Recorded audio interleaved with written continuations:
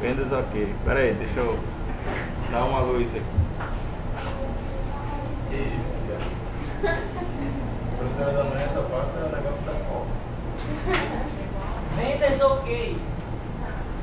Entendeu? Já entendeu? Já. Mas dá vendas ok, mas calma aí.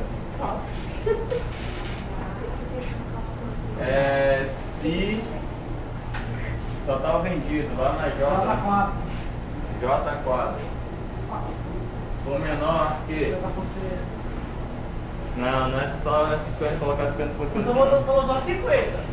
Se o total vendido for menor do que 50% do total em estoque, então é assim, ó.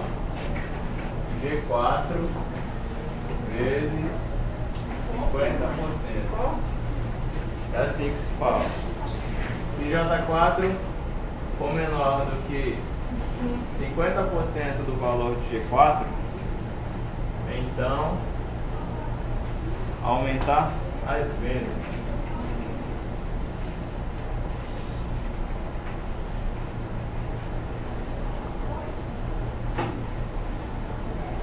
Se não, vendas ok.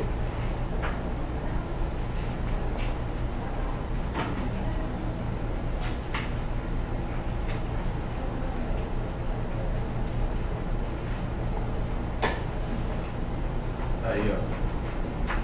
Se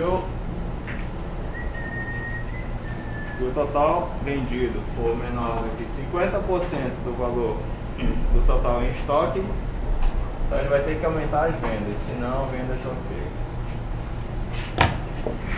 Muito bem. Os dois é aumentar a venda.